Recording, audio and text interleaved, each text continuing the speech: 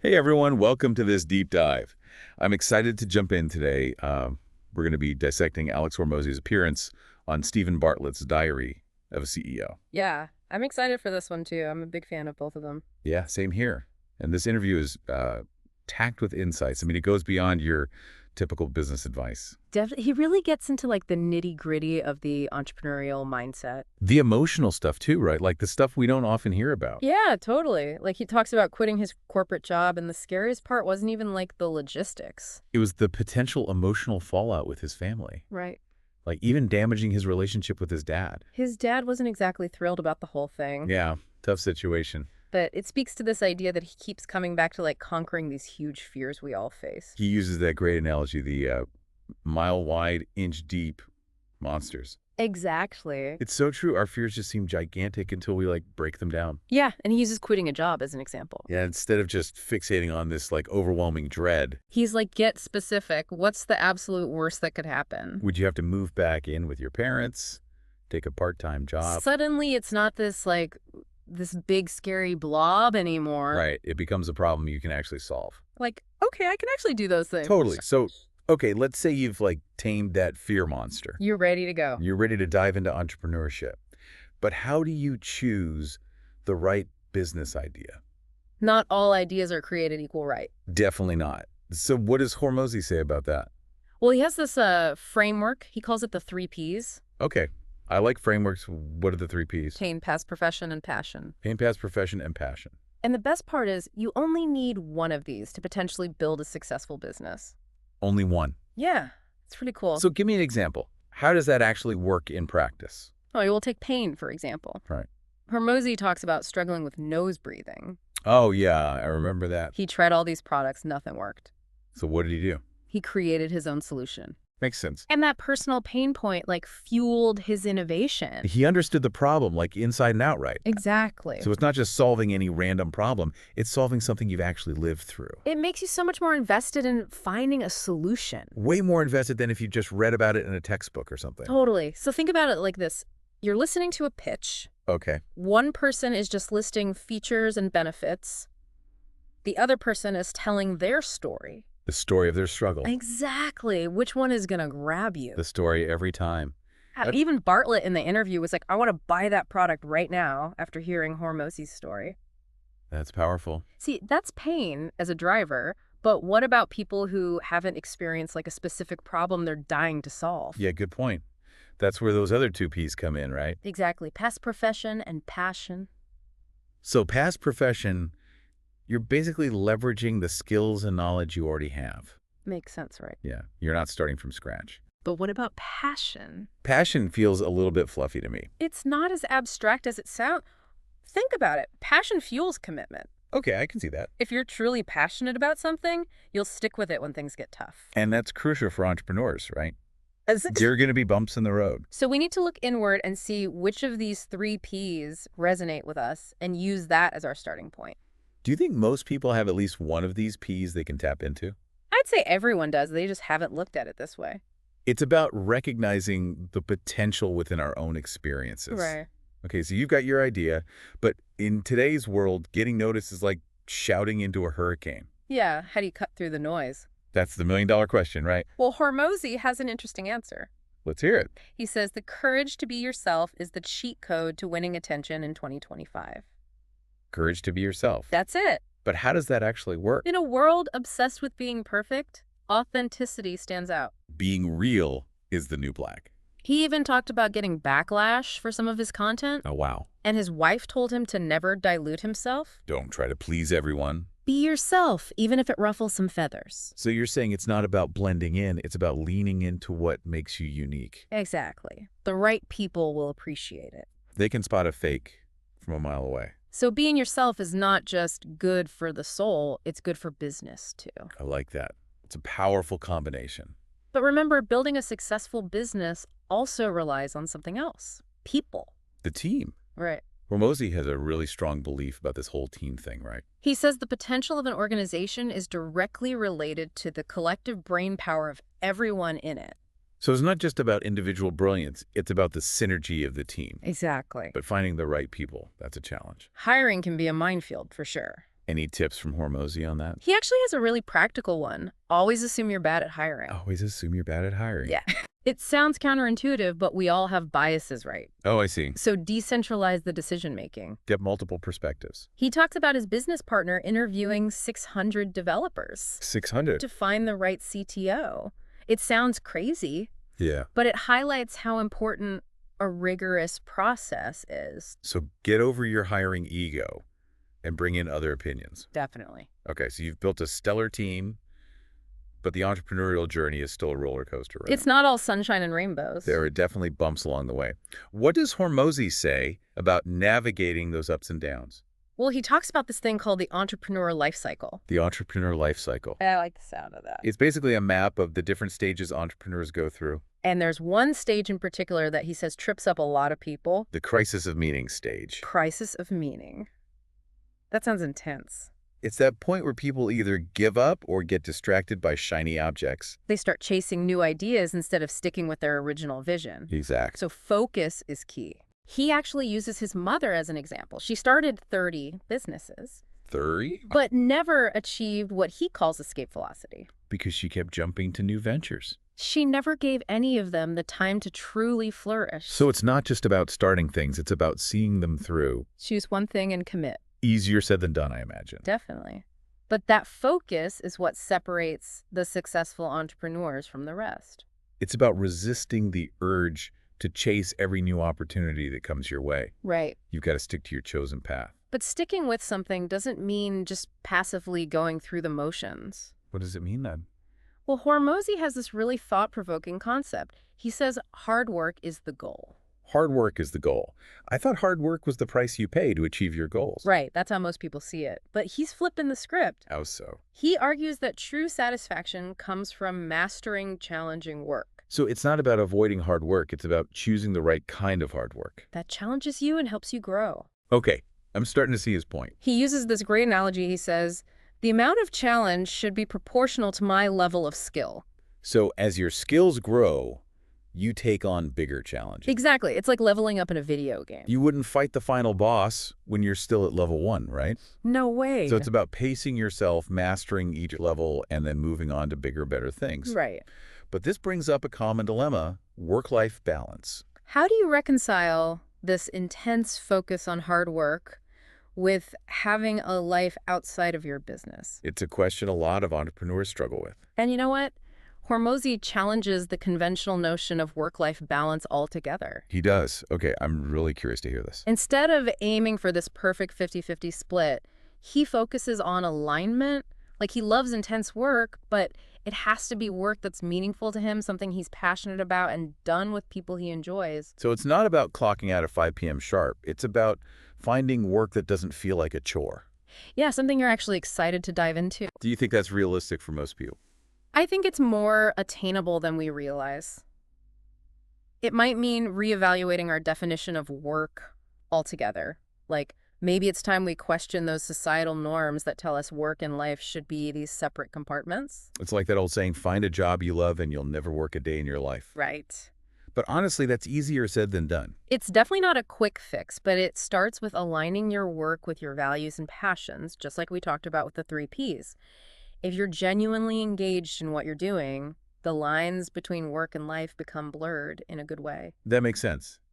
It's not about the hours on the clock. It's about the feeling you have while you're working. Exactly. Okay, so let's say you found your passion, Yeah. built a team, and you're putting in the hard work. What about the customer side of things? How do you make sure they're happy and keep coming back for more?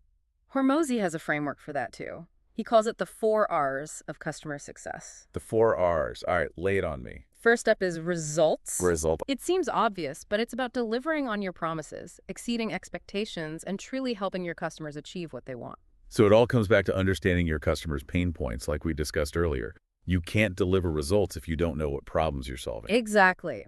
But it's not enough to just deliver results in a vacuum.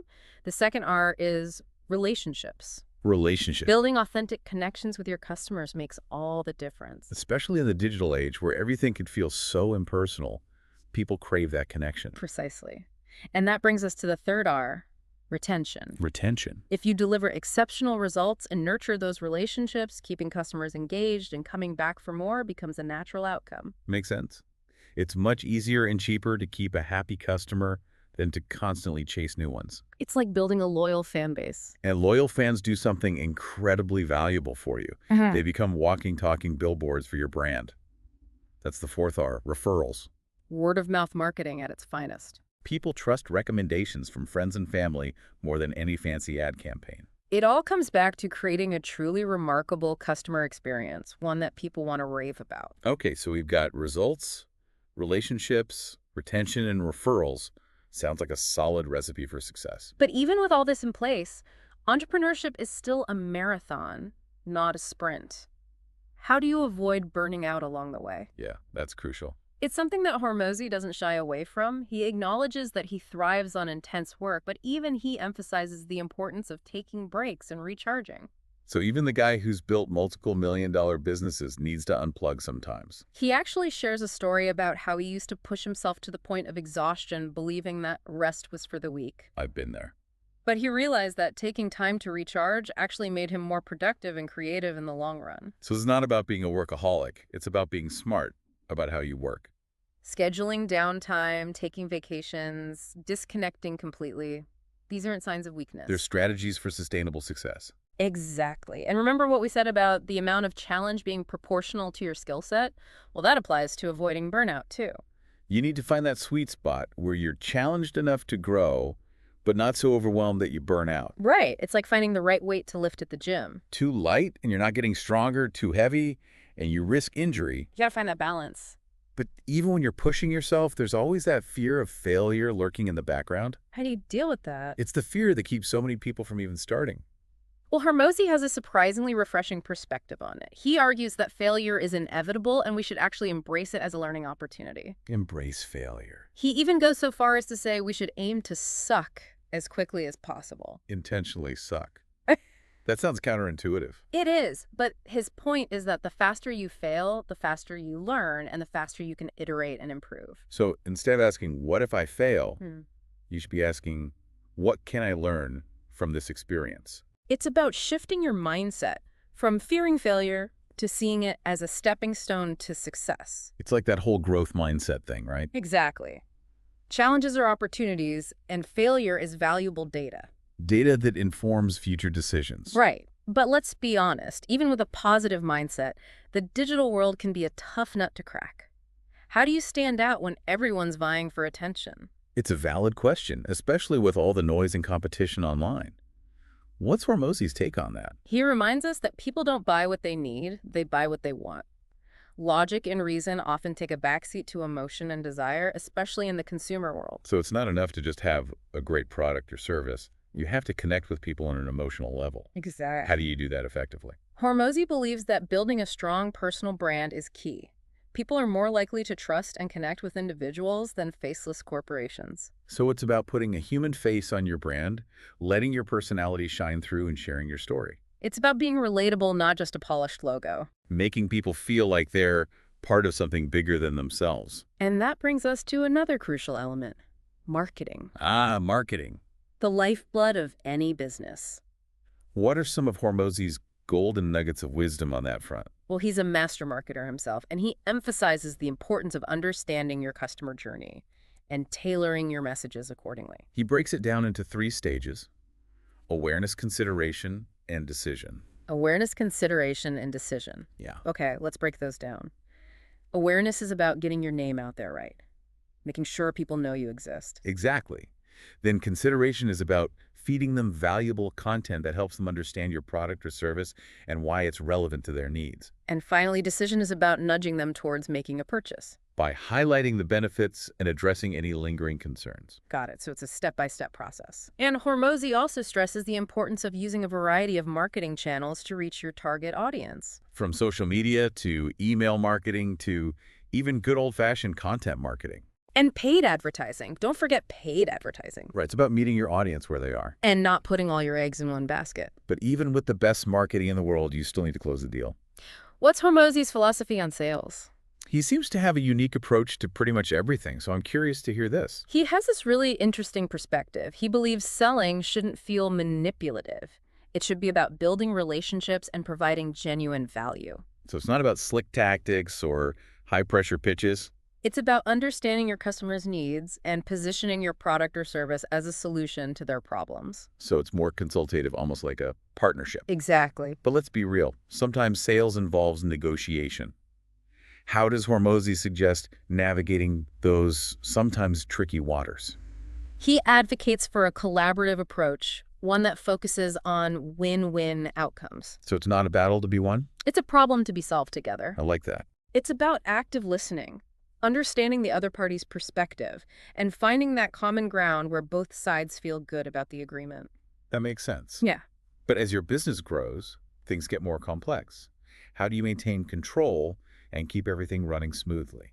That's where systems and processes come in. Systems and processes. They provide a framework for repeatable tasks and ensure your business can run like a well-oiled machine even as you step back from the day-to-day operations. So it's about creating a structure that doesn't rely solely on you being the superhero all the time. Right. You're building a system that can thrive even if you're not always at the helm. So you're not the single point of failure. Exactly.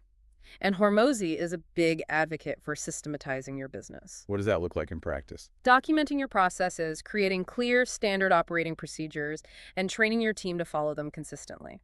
So it's not just about having a system, it's about making sure everyone understands and follows it. Right. But systems can sometimes feel rigid.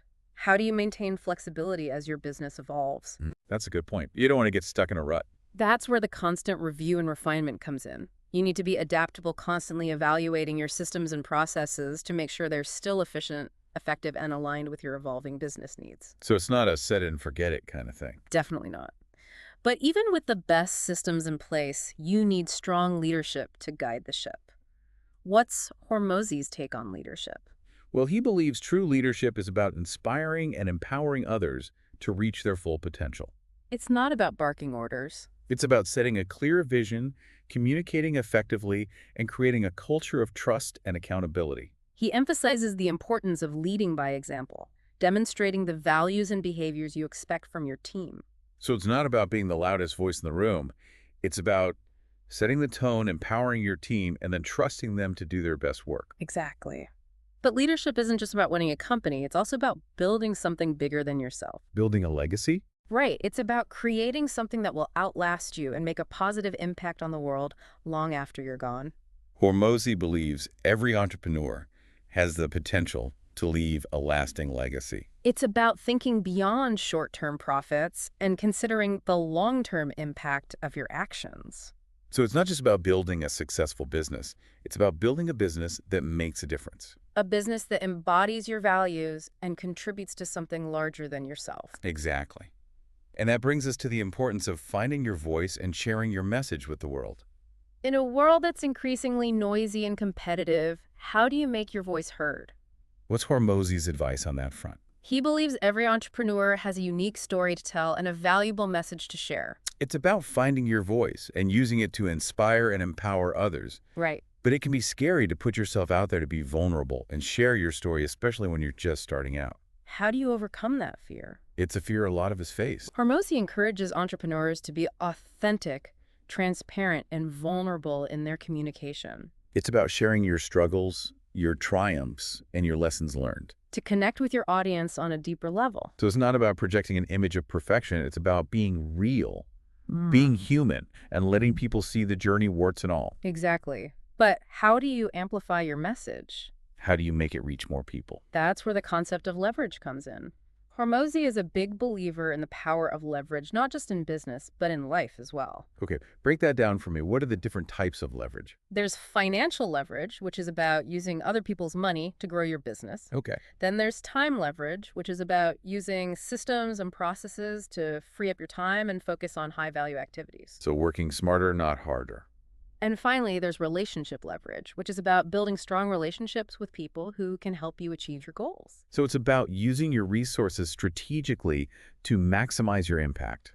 Exactly. But even with all the success in the world, Hormozy believes that it's important to remember the importance of giving back. Giving back. It's about using your platform and resources to make a positive impact on the world beyond just building a successful business. He encourages entrepreneurs to find a cause they're passionate about and support it through their time, money, or expertise. It's about creating a culture of giving within your company and inspiring your employees to get involved in charitable work. So it's about recognizing that success isn't just about what you achieve for yourself, it's also about what you contribute to the world around you. Exactly. And that brings us to a final thought from Hormozi. The greatest risk in life is not taking any risks at all. It's a reminder that comfort and complacency can be just as dangerous as failure. He encourages entrepreneurs to embrace the unknown, to step outside of their comfort zones, and to pursue their dreams with courage and conviction. It's about living life to the fullest and recognizing that the only way to truly achieve success is to take risks, to learn from your mistakes, and to never give up on your dreams. So as we wrap up this part of the deep dive, I'm curious to hear your thoughts. What are some of the key takeaways that have resonated with you so far? What are you going to do differently? Remember, you have the power to create the life you want. Be bold, be authentic, and never stop pushing yourself to grow. It's a call to action to step outside of our comfort zones and go after those dreams that might seem a little bit crazy. It all ties back to what we were talking about before, that whole hard work is the goal idea. Yeah, It's not about just mindlessly grinding. It's about finding those challenges that really make you grow and feel satisfied. it's about mastering those skills that are going to propel you forward. He's so big on that intentional practice thing. Not just putting in the hours, but really focusing on getting better at the stuff that actually matters. The stuff that moves the needle. He even says we should be okay with being bad at something for a while. Embrace that awkward learning phase. Everyone starts somewhere. Nobody's born an expert. So it's about accepting that mastery takes time and it's okay to suck in the beginning. I love how he connects this back to happiness, too. He's like, we get so much satisfaction from being good at something. It's so true. Remember that video game analogy? Oh, yeah? The better you get, the more challenging levels you unlock. It makes the whole experience more rewarding. You got to find that sweet spot where the challenge matches your skill level. It keeps you growing. And it's like finding that flow state, Totally being in the zone. where you're totally absorbed in what you're doing. It makes you rethink what hard work really is. It's not about suffering through it. It's about finding that work that lights you up. That makes you want to put in the effort. And I think that connects to the bigger picture of what Hormozi's all about. What do you mean? He's challenging us to question everything, Like what? whether it's work-life balance, the pursuit of happiness, even our definition of success. He's like, shake things up. He wants us to create a life that's meaningful and fulfilling on our own terms. He's not giving us a cookie-cutter formula. No, he's giving us a framework for thinking differently For making choices that align with our values. and for embracing the challenges along the way. And he leaves us with that super thought-provoking question. Why do you think life needs to be meaningful? It makes you stop and think, doesn't it? It really does. It forces us to figure out what truly matters to us. We have the power to create our own meaning. In our work, our relationships, our contributions to the world. So as you move forward on your journey, remember what we've talked about today. Embrace the challenges, stay focused on your goals, And never stop learning. but most importantly, have the courage to be yourself. Create a life that's successful and fulfilling on your own terms. This deep dive has been awesome, but the real journey starts now. Take these insights and apply them to your own life. What resonated with you? What are you going to do differently? You have the power to create the life you want, so go out there and make it happen. Be bold, be authentic, and never stop pushing yourself to grow.